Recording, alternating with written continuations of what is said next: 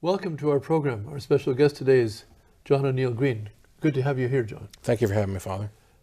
John, you have quite a background. Perhaps you could tell us a little bit about yourself. I know that you've been both in police work and legal work, but perhaps you tell us how you got from one to the other and where you are now. I in fact, started my career. I've had two careers. My first career was in law enforcement. I was a deputy sheriff and a detective in Houston, Texas for a number of years. And I started practicing law in 1993 and became involved in very limited practice involving mostly taxation issues and monetary issues. And from taxation issues and monetary issues, you've discovered that this is a mystery. It is a mystery. It's more of a fraud than a mystery, I would say, Father. And do you say that as a detective that it's a fraud? I mean, you've investigated frauds of much smaller nature?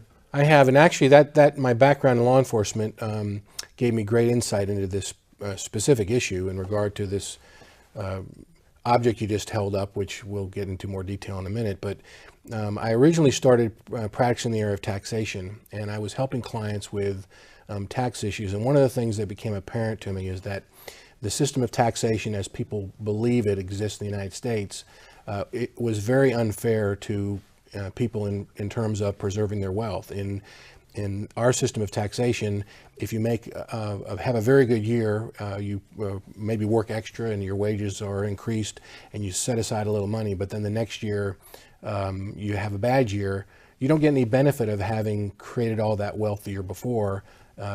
You still have to pay a big portion of your money in taxes. And so as a result of that, I started investigating the monetary system because I wanted to try to see if there was some way to balance the monetary, the use of money with the tax system to benefit my clients. And it was a big eye-opening experience that as I traveled down that road, I came to find out that our monetary system in the United States, if not the world, is a fraud basically from top to bottom.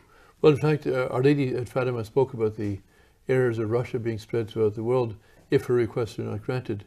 And it's not just an academic question here, but I think you're concerned about the average American, Canadian, Italian, European family of being able to go into the store one day in the near future and giving, whether it's euros in Rome, for example, or giving a dollar in the States or giving a Canadian dollar, and not being able to buy food, not being able to buy, you put $5 down, you get yourself a few size of milk, a few liters of milk, whatever, and you won't be able to do that. And not just you, but every family finding the same experience. Is that what you're foreseeing with this mystery or this? I do foresee that, but in actuality, it's occurring now. Because of inflation, prices have increased to levels that some people are not able to buy basic necessities. A 2 or 3% increase in the price of some goods would prevent some people from having the resources to purchase them. And in the U.S., publicly, the government officials have said we've had as much as 20% increase in the price of basic commodities. Milk and butter. My wife in particular judges it by the cost of butter, and you've seen a huge increase in the price of butter in the U.S. And so consequently, some people can't buy butter anymore. But you're also telling me that in some states of the United States that they will not accept a U.S. greenback or a dollar Federal Reserve note, whatever it's exactly called. They won't accept it in their stores to buy food. They want something else. There are businesses thank goodness that there is no law that requires any individual or business in the U.S. to accept Federal Reserve notes as payment. And there are individual businesses and people in the U.S. That now refuse to deal with them and want to use some alternate type of currency. So now you said even the U.S. Treasury says that no one has to accept one of these as payment for legal debts? That's correct. If you go to the United States Treasury website and you look at the definition sections and the explanation about U.S. money, they're very clear there that the Federal Reserve notes have no value for themselves. They're not backed by anything. They're not redeemable in gold and silver. And basically, they're just only exchanged because of the goodwill and belief of the parties that are exchanging them that they have some value. So at some point, it could happen, and in fact, you're saying some people already are saying, I'm not going to take those so-called U.S. dollars This is called a U.S. dollar, although I know you would correct me and say it's not really a U.S. dollar, but in common parlance it's considered a U.S. dollar. And as such, they're saying, well, you don't have to take that as payment for your debts. That's correct. And there's a move among the states now to have specific legal tender laws enacted within the individual states that would allow gold and silver to be used as legal tender. It's really a non-issue to a point, because legal tender, even though these Federal Reserve notes state that they're legal tender and the law says that they're legal tender, that doesn't necessarily apply within the states. Each American state gets to determine whether they're going to allow a particular form of money to be legal tender. But under the Constitution, states are limited to using gold and silver coins as legal tender. So why don't you show them what a silver coin, a U.S. dollar, a real U.S. dollar looks like? Yes, this is a United States Silver Eagle coin. It's 1 ounce of fine silver, and it meets the legal constitutional requirements to be a dollar. This is actually a real dollar. So when you say a real dollar, there's some definition. Where do you find the definition of a real dollar? And to find the actual descriptive definition, you have to look back to our currency laws that date back to 1792, the Currency Act. The term constitution, or the term dollar, is mentioned in the U.S. Constitution. And our Supreme Court has stated that if a term appears in the Constitution, it has to have the same meaning today as it had when it was adopted. So the term dollar appears twice in the Constitution. The term dollar has been around since the 1400s. Queen Isabella and King Ferdinand of Spain actually started using the dollar with the Spanish dollar, which has gone by various names over the years. And that, in fact, is the standard that we use for our U.S. dollar. The Founding Fathers, because they knew they had to have a fixed unit of measure of money in this country, gathered a number of the Spanish dollars because they were the standard form of money. Everybody in the world that was engaging in commerce at that time would freely take Spanish dollars as their currency, their payment, because they were silver. And even so, going so far as to break them into pieces to make change. That's where the pieces of 8 comes from. You have 8 pieces making 1 Spanish dollar. Exactly. And so they assayed these coins, this sampling of coins they took, and they found that the average weight of these coins was 371 1/4 grains of fine silver. And from that time, the definition of dollar that appears in the U.S. Constitution was fixed at a silver coin containing at least 371 1/4 grains of fine silver. And in fact, this silver coin meets that definition today, and it's in our statutes specifically describing how much these can be sold for and maintaining the minimum weight. Now, for most of our people, they might say, well, what difference does it make whether I pay for a thing in a dollar bill or I pay for a thing in a silver coin? And I know we were talking before we came on the program that someone's done research in for example, purchasing a house in Waco, Texas in 1957. And what did that cost in $1 notes? What did it cost in silver coin notes? And then what happened after that? Well, let's talk a little bit, before we go right into that, let's talk a little bit about what money actually is. And for practical reason, there's really no difference in how you actually pay for something. If you give someone the paper note and they accept it and you get what it is that you were trying to buy, you've accomplished your purpose. The same for the silver coin, if you were to use that as your form of money. The problem comes or even brown eggs. Or exactly, eggs, brown eggs. But the problem comes in is that money really has to serve 3 purposes. It has to be a medium of exchange. That's the first thing. If I'm going to buy a house for, say, 20,000 of these $1 notes, or whatever number of these, or so many thousand brown eggs, it's a medium. That's what a medium exchange is. That I give you this, and you give me in return what I'm looking for, and we agree that this is a fair deal. Exactly. You wouldn't want to go to the title company to close the transaction on the house that you were buying and take a wheelbarrow full of silver coins. It wouldn't be practical. So we use some other form of money, typically paper, or these days even electronic money.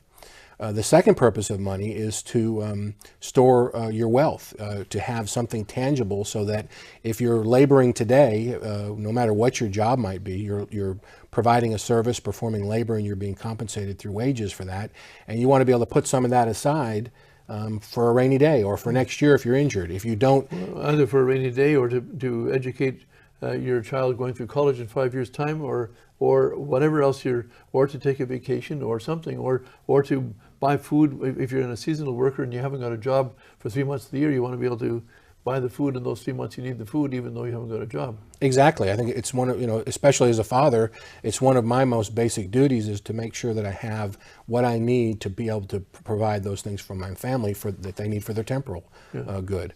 And then the third function of money is to preserve the value of your wealth. And as we'll see in a minute, that's what suffers the most by people using this fraudulent paper money, is that they have no way to protect the value of their wealth. So if we want to look at a concrete example... So you're talking about, say, a lifetime of a person saving. If he lives, say, 80 years and he retires at 65 or 70, he needs to have enough wealth to see him through until he and his family die. And so he's needed to preserve the wealth that he's accumulated over the years.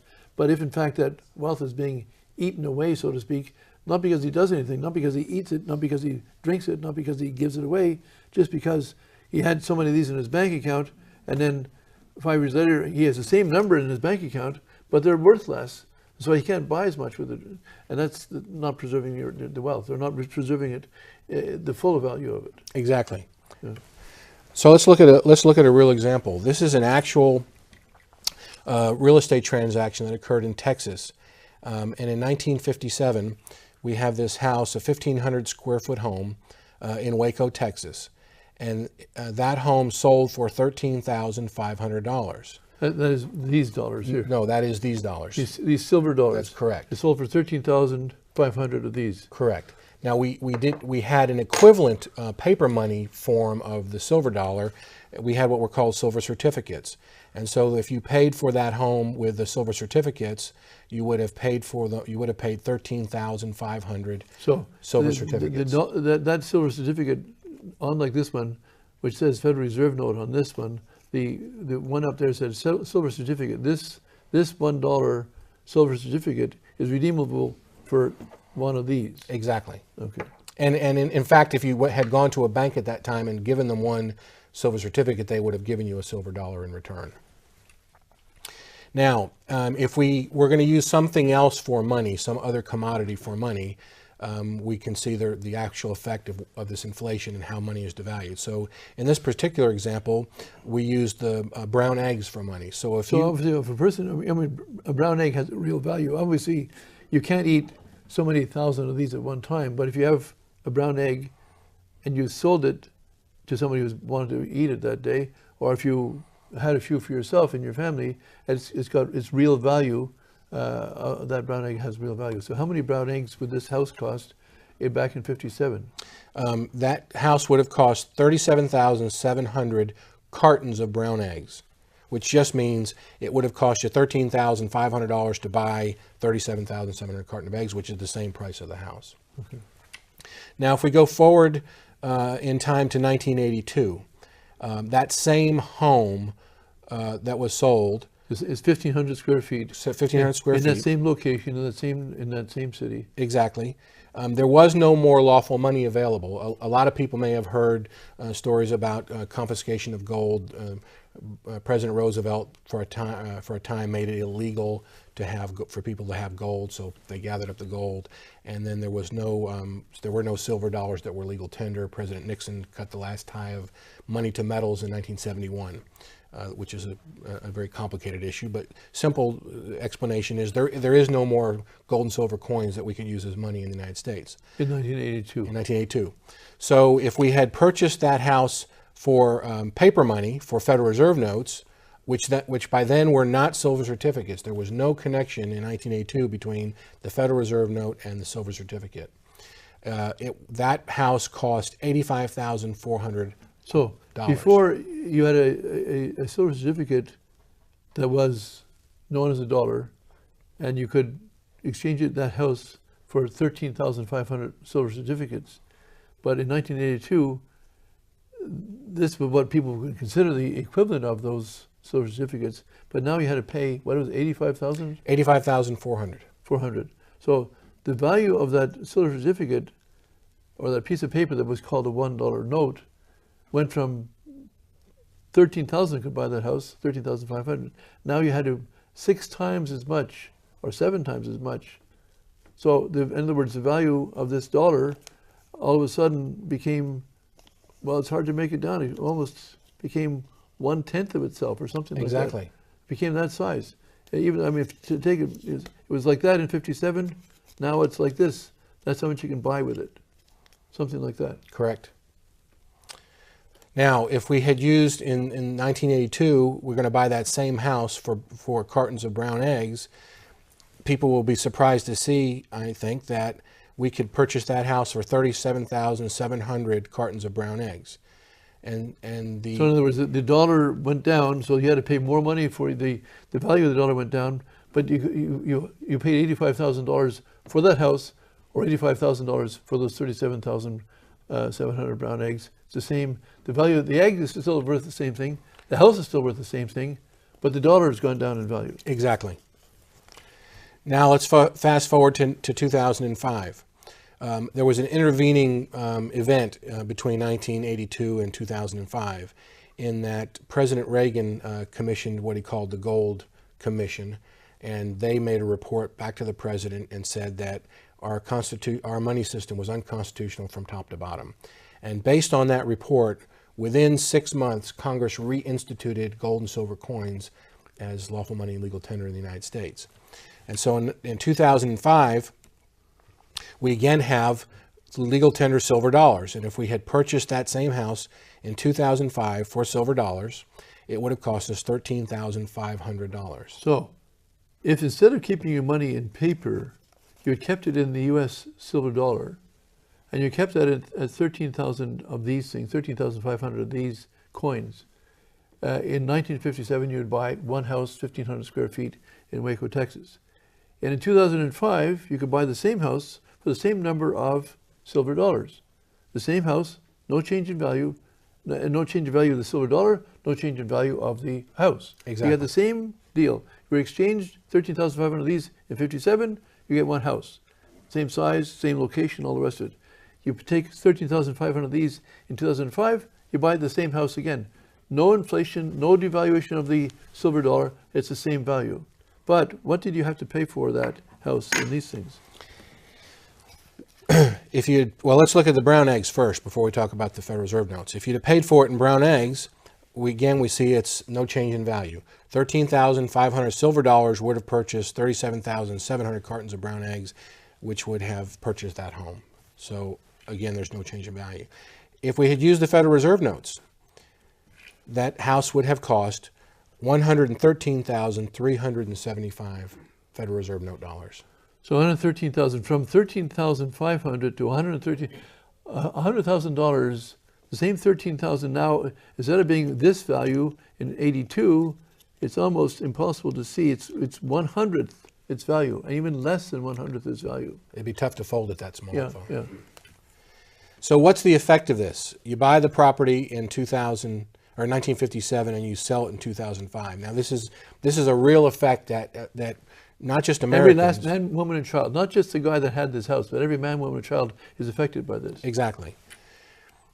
If we had purchased the house with brown eggs for 13,700 cartons in 1957 and 2005, there was no carton of egg gain. There will be no gain and no tax due. So a person selling this house would have not had to pay a capital gain tax on the increase in the value of the house because there was none. Because there's no capital gain because it didn't capital gain. It's just you bought it for 37,000 brown eggs. You bought it for 13,000 silver dollars.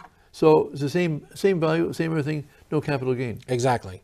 And as you said, again, you buy it for the lawful money. It's no change in the value of the property, 13,500 as opposed to 13,500 for identical coins. You can see the design of the coin changed, but the actual value is 1 ounce of silver in one silver dollar. Exactly.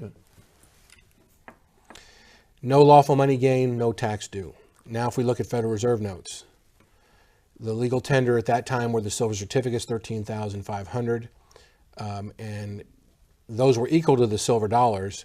The Federal Reserve banknote is not equal to the silver dollar, and there would have been a gain of $97,875. So according to the tax law, if you make a gain of $97,000, then the tax law says, allegedly, or if I understand it correctly, that you have to pay them 25 or 50%. What would it be in that case? Well, in this particular case, in 2005, the actual tax due on that piece of real estate would have been $34,256. So here you have a person who has a value of a house worth 13,500 silver pieces, and it's the same value, no change, but now because they've changed the value of this, the U.S. tax code says you have to give $34,000 of these, which is approximately 1/3. So you just have to give away 1/3 of your house that was yours. Now you're giving to the government because they claim you have a capital gain. That's correct, and that in actuality, that whole premise and the way that transaction would be calculated absolutely violates the congressional restrictions on the way that they can tax. And people don't ever see it because all they focus on is the paper money, not the value of their property that's being taken illegally. Yeah. And not the value of the capital gain would have to be something real. All this is an accounting apparent gain with no real gain at all. Exactly. But they're going to be taxed on it, and 1/3 of that approximately is going to be taken away from them. That's correct, Father. And what we call this is this actual purported gain. We refer to it as a quiet theft. The banks, the Federal Reserve, and with the assent of our government, is actually stealing through this quiet theft the value of your real tangible property. So somebody who's worked all their lives and acquired this value, 1/3 of it is being stolen from them on the pretext that their property has increased in value when it really hasn't. That's correct. And to take this back to the example you mentioned a minute ago, Father, the way that you can really visualize this is there was a time in America when people didn't trust banks and people would stuff money in their mattresses or bury it in the backyard. So if you can imagine in 1957, if you were a working man and you were laboring to preserve your wealth for your family, and you were taking those, whether they were silver certificates or Federal Reserve notes, and burying them in your backyard, and then you retired in 2005, you wouldn't have enough money to survive. On the other hand, if you'd taken those silver dollars... So if in 57 you'd buried 13,500 of these, you'd still have the value of 13,500 of these in the year 2005, whereas you wouldn't have, 1/10 or whatever, it's gone down, the value of this has gone down about almost 96% or something like that. And then I think the economists would tell you that the actual Federal Reserve note is worth about 4 cents today. 4 cents of the $57. Correct. So, in other words, if they bury that in their backyard, they've saved 4 cents out of the dollar they put there. So they've basically been working someone as a slave of the system when they really should be their wealth they can retire with. Exactly. Now, but for people who haven't lived in 57 and don't have a house in this, how does this affect them today? I think you're concerned about that in the not distant future, people will go to the store and give them $1 or $5 in the United States, or give 10 euros in Rome, or give $5 in Canada, whatever it is, and they will go there and they won't be able to exchange their money for what they need. In other words, they need to feed their family, they need eggs and bacon and groceries and meat and whatever else, and they won't be able to buy it. Is that, do I have that right? I think you do, Father, and we've already seen, as I explained before, we've already seen occurrences of that. Just small increases in the price of consumer goods based on the inflation that we've had so far has created a situation where people can't buy certain food items. It's compound that by the acceleration of the devaluation of the money. Our Federal Reserve keeps creating all this money they claim to help stimulate the economy. And in fact, what it's doing is having the opposite effect. The more money any government prints, it doesn't matter whether it's the European Union or the United States federal government or the Canadian government, the more money that they print, the less value, the less purchasing power the money that's already in existence is going to have. And that's the important issue, is how much purchasing power does the actual form of money that you have maintain. At some point, people lose complete confidence. I mean, there's well, of course, in the United States history, there's the continental dollar, which wasn't worth anything after a while. It was just as worth a continental, as they say. Or in Germany in the 1920s, you had to take a truckload or a wheelbarrow full of millions of dollars to buy millions of marks or whatever it was, whatever they called it to buy a loaf of bread. And that would change tomorrow. So if it was 1 million today, it was 2 million tomorrow, and it's 5 million the day after that. So people couldn't keep up with it. And the same things happened in Rwanda, but there are people predicting this was going to happen to the currencies of places like the United States in the non-distant future. Is that non-distant future, that's a good way to say it, but being more specific, I think, and I'm not an economist, I'm a lawyer. I'm trained in the law, not economics. But the economists that I listen to, the experts in money and monetary policy, are saying that it's not a matter of years, it's maybe months, it could be weeks, that we're going to have this huge hyperinflation, which could create a situation overnight where, one day you can feed your children and the next day you don't have any money to feed your children. And that would, so we've seen food riots in Northern Africa and Middle East. And that's a possibility happening over here then, with this hyperinflation. I see that we're running out of time on this program, but Our Lady of Fatima said if her requests were granted, we would have peace. She said if her requests were not granted, we would have things like famine as well as war. And it's important that we pay attention to Our Lady of Fatima. Pray your rosary every day. Our Lady will protect her dear ones in the storm that's coming, the financial storm, the monetary storm that's coming soon. But do what you can to protect yourself. And we'll talk about this more on another program, John. Okay, thank you, Father. Thanks for being with us. Thanks. Welcome to our program. Our special guest today is John O'Neill Green. Welcome back to our program, John. Thank you, Father. We were on a previous program, John, and we were talking about the changing value of the US dollar, or for that matter, the changing value of the Canadian dollar, or the euro, or any other currency that's printed on paper, basically worldwide. And this changing value might say, oh, that's too highbrow for me, but you pointed out that basically people are getting stolen from. The average person, the everyday person is getting stolen from, and maybe many times over. We talked about that, didn't we, last time? We did, and one of the things I think it's clear or important to point out is that people have a misperception about what the money is that they're actually using. Money can't really be money if it changes value all the time. And so all these different types of paper money, whether it be the euro or the Canadian dollar, or the US dollar, the Federal Reserve note dollar, are all just an illusion of someone's perception of their value. In fact, the US dollar, which everybody knows is the world reserve currency, at least in the past, there are countries that are moving away from that, is a fixed unit of measure. And that's important to understand. And I have a graphic here that will describe that. So what is $1? $1 is a standard unit of measurement, and it's analogous to other forms of measurement like time. Everyone knows there's 24 hours in a day, 7 days equals 1 week. Weight, there's 16 ounces in a pound, 2,000 pounds equals 1 ton.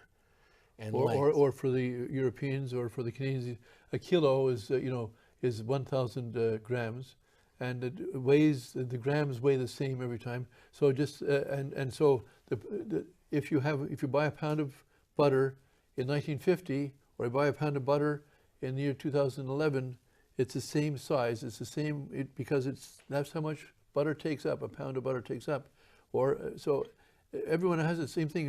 If I'm going to go a mile, I'm going to go by 5,270 or 5,280 feet. It's the same distance from my house to the corner in so many miles. It's the same distance from my, or the same. And if I walk, for example, if we have a law which says you can only drive 50 miles an hour on the highway, then that means that in a given hour, your car traveling at a certain speed will cover the same distance. But if they change the rule that an hour is now 2 hours, and you're still 50 miles an hour, then you would have to drive at 25 miles an hour to cover that distance because they changed the rule. Or in turn, they say a mile changes, and we're making a mile half the size. So then you have to, or make a mile twice the size, then you can do it twice as fast. And if you say, well, if they change the rules, they're going through my community, these children are all in danger because now the cars are racing twice as fast because they changed the size of a mile, or they changed the size of an hour. Well, they're changing those sizes. They don't change those sizes, but they do change the size of what this means. but they haven't changed the size of what this means. Exactly, and that's important because we deal with these other forms of measurement, and I know that in the U.S. we go by pounds, and in Canada they'll use kilograms, and I know that 1 pound equals 2.2 pounds, or 1 kilogram equals 2.2 pounds, and so I can make calculations and know for certain that if I'm making a commercial transaction, I'm going to get exactly what I pay for. Yes. And you can imagine the kind of chaos we would have in the world if all these forms of measurement Kept changing every day. changing. Exactly, and none of them I think are as important as a fixed unit, monetary unit. And in the U.S. that happens to be the dollar. So it's been fixed, and the dollar has been fixed by law in the United States at a minted coin containing 371 1/4 grains of fine silver. Or in common parlance, 1 ounce. Exactly. It's a little different because of the grains. There's a little bit of other metal in this particular coin, but there's 1 ounce of silver in that coin. Yes. And it's a fixed unit. It's easy to calculate. It's easy to transact. It would be inconvenient to carry a pocket full or a suitcase full of those around to make transactions. So we got into the habit of using paper money as a But representative the paper of that. money in the past said, this piece of paper is worth 1 of those. 1 silver certificate equals 1 of these. That's correct. So it's easy to carry a silver certificate, and if you really want to get the dollar, the coin, you could get it in exchange 1 for 1. But that, of course, doesn't happen anymore. That's correct. And an important thing to keep into consideration in regard to that point is that people talk about the full faith and credit of the United States money or laws. The United States doesn't always honor their promises. Those silver certificates can no longer be redeemed for silver. So Is that right? if When did that happen? it was in, I don't remember the date exactly. It was in the 60s sometime, I Right. believe. So if you accumulated 1 million of these silver certificates and you thought you had $1 million in silver coins would just be waiting to be collected, they're now worthless. I guess they'd be worth what a Federal Reserve note would be, or they may have some collector's value just for historic reasons. So the promise to pay the silver wasn't really a promise because it was reneged on.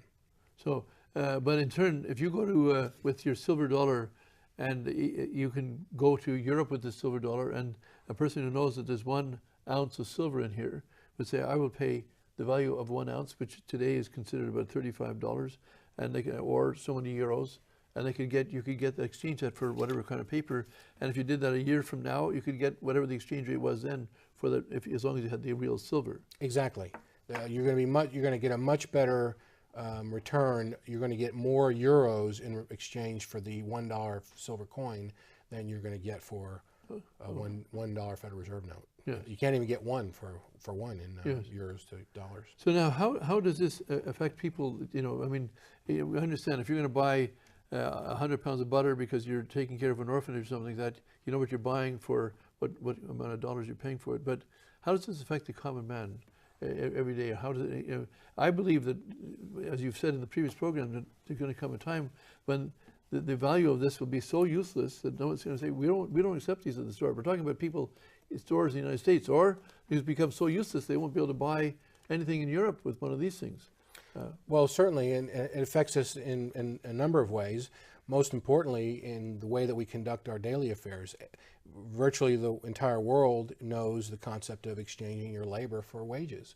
And our labor is our property, and we have a limited amount of it. Only God knows how much time we have, but we can then sell that time, and we sell that time to accumulate wealth to preserve ourselves into the future. And if we're working today to accumulate wealth, and we put it aside, and because of some unseen powers that devalue the money that we put aside, we can no longer buy the things that we need to live. So you take, for example, a man works, he's got a family of 4, and he says, okay, well, I've got a seasonal job, and I can work for 9 months of the year.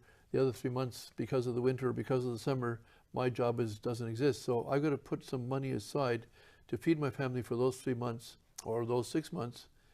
But if I work today and I put this aside, and tomorrow that disappears, that money I put aside, then I just worked for nothing. Exactly. So now, in fact, they saw that in Germany. The people, in fact, in the factories after the First World War, the wives would come to the factory to get paid for their husband's work in the morning, so they could go to the store to buy the food that they had to buy for the family, because by nighttime the value of the currency in Germany at the time had become less than half there was at noon, and then the prices went up by the same amount, doubled by the next day. So if they didn't collect their money at noon, they wouldn't be able to even feed their family that night. Exactly. And that's, of course, this what is called hyperinflation. But in fact, that's what's going to happen. And it really, in some sense, already has happened, but most people don't realize it yet with the U.S. dollar.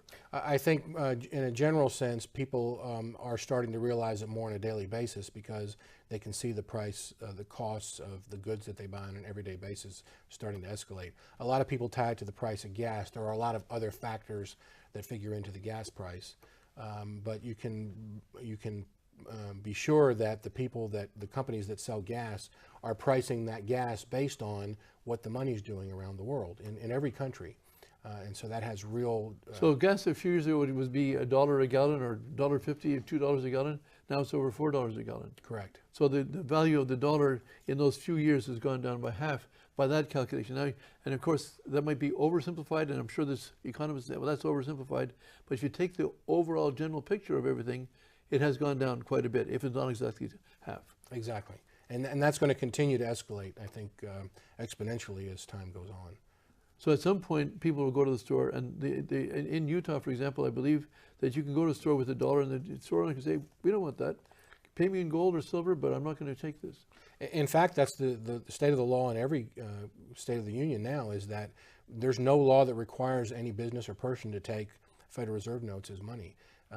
There are people that believe they're worthless and they treat them accordingly. They won't accept them as payment. They want gold and silver. The prevalence of gold, what we call gold and silver contracts, is proliferating throughout the United States. People are demanding, they understand now what real money is, and they're demanding to be paid in it so that they can protect the value of their wealth, yes, which is the most important function of money. I understand that there's even some lawsuits with the federal government over this, or the federal. In fact, you were talking about if you pay tax. Let's just say you earn, I don't know, take a round number, $20,000, and what is it? You're paying 10% of that or 20% of that, so you're paying approximately $4,000 or $5,000. Where does that? So if the person earns $20,000 or pays, let's say, $10,000 in taxes, not for any special investments, just for their wages, with their time, why does the federal government, what do they do with that $20,000 in taxes or $10,000 in taxes? Well, does it pay for the army? Does it pay for does it pay for the social services? What does it pay for? Really, virtually all of it goes to the Federal Reserve to pay interest on the money that the federal government is borrowing. When we talk in the United States, this is current news now, we're talking about raising the debt ceiling. And what that means is that the United States is going to borrow more money.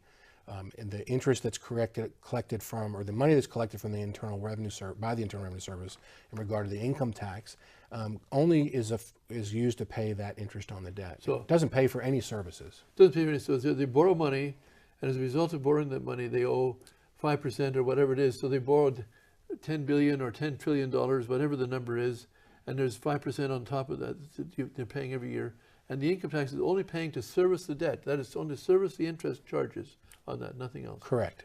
Now, but in fact, someone like Lincoln, for example, found a way to not pay any money to on the debt because he didn't have to. Well, he did that in a number of ways, but part of that was issuing their own currency. Yeah. And the U.S. government, Congress has the authority to issue their own currency, and I think generally speaking that fiat currency is immoral. It's not based on real money, and it's a form of theft, putting it into the economy, using it. But in comparison to the system that we have now, the federal government could print their own money, spend it into the economy through the payment of their employees, or buying or paying their vendors, rather than borrowing it from the Federal Reserve, compounding the debt. So when the Federal Reserve actually lends money to the United States government, the Federal Reserve, all it does is turn on the printing press, so to speak, and say, well, you want $1 million? Turn the press on, out comes $1 million. Here you are, Mr. Government. And now we say, well, you owe us 5%, or is it $50,000 in interest? Of course, they're not just borrowing $1 million, they're borrowing many millions of those dollars. But all they've done is basically press a button. I mean, I think it's a bit more complex than that, but basically they're just saying, you want $1 million? Here. Off comes the press. deliver to the federal government and say, you owe now us $1 million. And what do? Well, they put the cost of the ink and paper and the printer's time to put this together. And of course, I'm sure it costs maybe $5 or maybe it costs $1,000 to print that $1 million. But that's all. Well, that's part of their scheme of socializing the debt and privatizing the profit. That's basically putting the cost of borrowing all this money, borrowing all this money on the quote unquote tax-paying public, which really only shows its effects by the loss of purchasing power of their money, not necessarily through taxation. And then they privatize the profit. These banks, the Federal Reserve System, is not part of the federal government. The Federal Reserve System is a system of 12 private banks, and they all make profit. They don't pay taxes. They're not subject to audit. And most people in the world don't know that. I would venture to say that a large majority of the foreign governments, financial, even in the financial world, the people that we deal with on a daily basis from foreign governments, they have no idea that the Federal Reserve is not an arm of the federal government. So, for example, I've heard it said that the Federal Reserve is as much part of the government as the Federal Express is. Exactly. Federal Express is a private corporation, and they deliver packages, and everyone knows that it's not owned by the federal government. And the Federal Reserve system, bank, central bank, is not owned by the federal government either, just That's as correct. much as the Federal Reserve, Federal Express. And in fact, but the difference is Federal Express pays taxes, I believe, whereas the Federal Reserve doesn't pay any taxes. You brought up, it's correct, Father, you brought up a point about the creation of the money a minute ago that I wanted to go back to for 1 second. When we're talking about the Federal Reserve printing money, they don't actually, in most cases, print the money. These are just computer entries. This is electronic money. I understand that, but I mean, to make, I mean, some of the money, this note is actually printed. Sure. And it's printed actually by the U.S. Mint, but it's actually, the Mint is commissioned by the Federal Reserve to print this money. Correct. And then whatever bills they print, which is much less than what they create in these other ways, such as electronic money, whatever they print, they then sell, or are more or less in debt to the U.S. government. Say, well, here we're giving you 1 million of these things, or 10 million, or 100 million of these pieces of paper, saying that's what they're worth. We're giving them to you, and you, of course, now owe us this stuff we printed. Of course, that's not the only way they do it. They also put it, hey, you want to borrow $1 billion, or we have what was it, 1 point so many trillion dollars debt. Well, all we have to do is, it's a lot of work printing a trillion of these things. So all we have to do is put it in your bank account. Just write down 1,000,000,000,000. And of course, they don't even write it with their hand or with pen. They used to do it in the past. They just entered in, click it in, and there it is in their account. The U.S. government now has $1 trillion. They didn't have yesterday. Now they got it today. Why? Because the Federal Reserve says we have it. And that's a good point. And also, people need to consider that because there's not physically the same amount of money in existence that was created through the debt, there's not enough money to pay back all the debt, nor is there enough money to pay all the depositors. So people that are saving their money in a bank account, if everybody decided at the same time that, hey, we want our money back because we think they're going to run out, there isn't physically enough money printed to be able to redeem all those accounts at the same time. And not only is there not enough money printed, of course, but if everyone took their money and went to buy the same piece of bread with it, the piece of bread that costs now, I don't know, let's say it's $3, would cost about $30 or $300. Exactly. Because everyone wanted the same piece of bread, not just the same, all the bread. So in fact, talking about the quantities of these things, that it's got to the point, I understand, that if they wanted to pay back the debt, or they want to even pay off the interest, they have the whole economy, that's every person working in the United States earning $1 or whatever much they earn, if they all said we took 100% of their income, not a penny for them to feed their families, not a penny to put to comb their hair, whatever, all of that went to pay off the debt. They couldn't pay it off. That's correct. It just, there just isn't, the debt's too high, and it wasn't designed to be paid off, and it will never be paid off. There is a default coming, and that's going to come. The default's really in existence already. The government can't pay its creditors, and can't pay the people that actually own the money that the bank system is holding. Of course, they own the money if you believe the thesis that they can create this money out of nothing and then charge you for it. Exactly. And so really what they should be doing is defaulting on the debt. That is the so-called debt that they don't really owe. But in fact, they're not going to do that. They're going to keep collecting all your income tax and pay it back on interest that isn't really owed either. I think that the way that the fraud is going to become public the quickest is when people realize that so many people are now hurting economically, that the tax revenues have decreased to such a degree that how are we actually funding the government? And people don't, Americans especially, make no correlation between the fact that the money that they actually pay in taxes doesn't fund the government. As an example, our highway system, we have a very good highway system in the United States, that's funded 100% by the gas tax. And those are all collected by the states, and people don't make that correlation. And it kind of reverses the order of things, which may be to some degree work in our favor in the future, that the states could actually control a very large portion of the funding to the federal government and make them go back to those constitutional limits that they're required to observe. But now in the meantime, I understand the United States owes China a lot of money. If the United States declares a default on this money and they say, we're not going to pay this, then China's going to say, well, we want to get paid. So what's going to happen then? Well, I think it's going to be a bad situation. I think I think we are on the verge of war around the world, and I think that's going to compound it. China's going to have their payment one way or another. Either if they don't get paid, they're going to collect it at the end of a gun. Exactly. Of course, the United States might feel that well, they can't do that because we're stronger than they are. It's not a dare I would want to take up. Yeah. No matter who wins or loses, everybody loses. Yes, absolutely.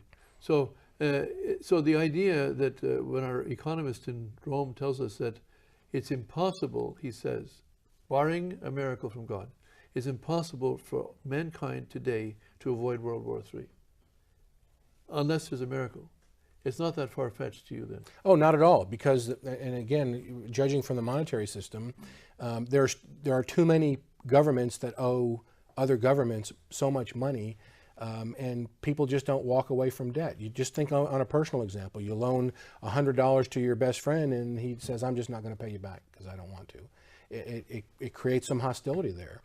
You're not going to go shoot your best friend, but the world history has shown us that when it comes to money, different governments will resort to force, and there will be shooting, and we live in the nuclear age, and that's an incredible threat over money.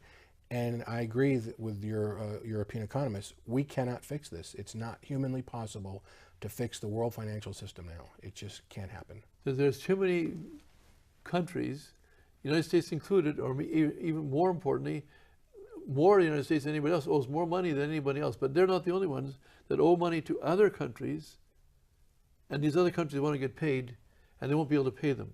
And it's going to be obvious at some point in the not far future that it's impossible for these United States to pay its bills. It's not possible for other countries to pay their bills.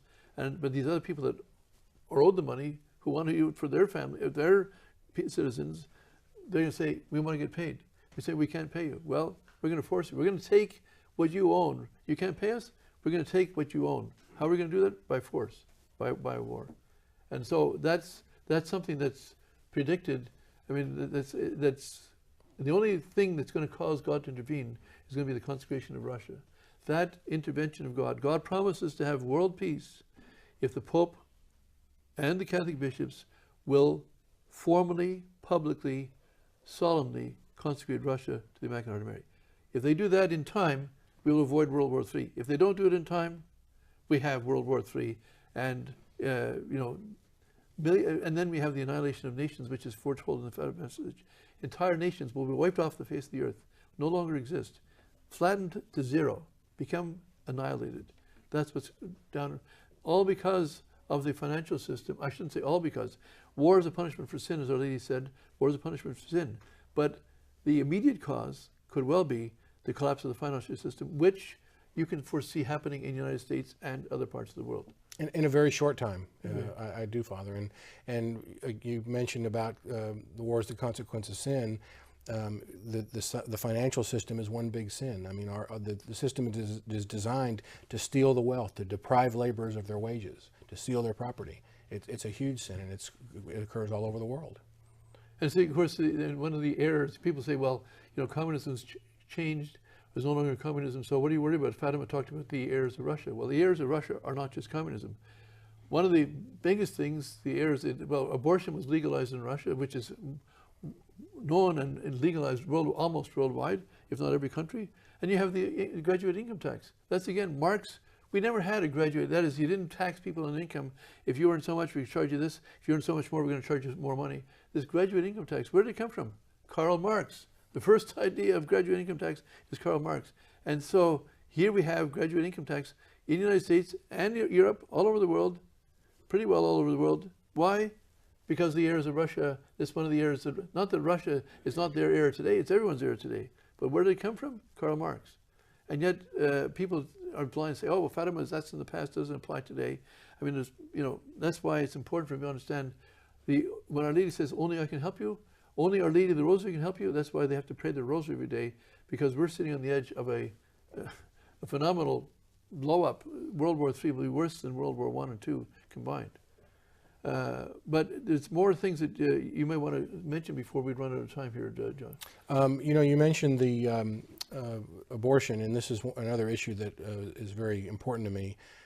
Our system, especially in the United States, because our tax system exists to serve the banks, to serve this fiat money system, this creation of money out of nothing, but it also promotes other causes which help the powers that be stay in control. And one of these things, especially in the United States, is our tax system directly supports abortion. The Planned Parenthood movement in the United States could not survive without the protections of the Internal Revenue Code, because that's how they get their funding. It's not just that they make billions actually performing the abortions, but because they're quote-unquote taxpayer funded, people get a deduction for making donations to this organization. Were it not for the exemption and the protection of the Internal Revenue Code, those payments would stop, and I believe that Planned Parenthood could not continue to operate. People say, well, that would hurt all charities. Well, no, it wouldn't. People would still give money to their church. People would still give money to the opera. People would give money to the things that concern them. But by and large, the people that support unlimited access to abortion in the United States don't care about the issue per se, but that's a cause that they'll give their money to because they get the exemption. And so it's just an intertwined mess of sin upon sin upon sin promoted by this corrupt financial system we have. So there must be a solution to the system, and I think one of the solutions is simply go back to using real money. Is that what you're saying? That's the quickest and most important way, especially now. People that have the ability, no matter how small, one of these silver dollar coins exchanges for about $35 of Federal Reserve note money now. So if you just took $35 out of a paycheck and went and bought one coin, and you did that every week, or 2 or 10 or a couple gold coins, and you did that until they weren't available anymore, you're going to have something tangible that at least you may be able to buy a year from now or 6 months from now. You may be able to buy bread for your children, or shoes, or some other small thing that you need to survive. When these things run out of value in the near distant future, and you don't have them because you put them into these, you'll still be able to feed your family and clothe them and so forth. Exactly. You won't even be able to burn the paper money. It's actually not paper if it's a type of cloth. You won't even burn that to be able to burn it to keep yourself warm, because it doesn't burn well. Yeah. So and say, in fact, everyone can protect their own value. What you don't need to buy with groceries today with paper money, you should be turning it to this so that you'll have money to pay for your groceries 3 months from now, 6 months from now, maybe even less, maybe just a bit more, but it's not that far away. Exactly. So it's important that you were mentioning also, John, that the importance of us to not tempt providence. We should do what we can to protect ourselves and our families, and this is one of the things which is very real and something that's within. It's not like rocket science. It's not something you have to go and study or anything like that. It's very easy to do. It is, and it's not just money. It goes to other things as well. I believe there are going to be interruptions in services. Could come very well a time when you just can't go down to your corner grocery store and buy groceries every day. If you look at what happened, during the communist regime, that those services were interrupted. That was because of the breakdown of the bureaucracy over there. Things were such a mess. Well, we're facing that here, based in large part on the collapse of the monetary system. And so when those services are interrupted, if you haven't prepared by putting away those things that you need to live, you're basically going to be out of luck for your family. And so it comes for preparing yourself by accumulating as much real money as you can, because throughout history, When you look through the Old Testament even, gold and silver have always been a part of monetary systems around the world, and they will continue to be because they have such important other uses. Unjust weights and measures are an abomination before God. Scripture tells us that. And so as Catholics especially, we have a duty to demand a just system, and we can protect ourselves by using the just system. Okay. Thank you very much, John, for being with us today. And remember to pray the Rosary every day. Our Lady will protect her dear ones in the trials coming forward. Of course, we must do our duty to be dear to Our Lady, but also ask Our Lady's help, because this is beyond human abilities by ourselves. We need God's help, and especially Our Lady's intercession, who is so dear to God that anything she asks for, she'll be given. Pray to Our Lady every day, especially a rosary. God bless you.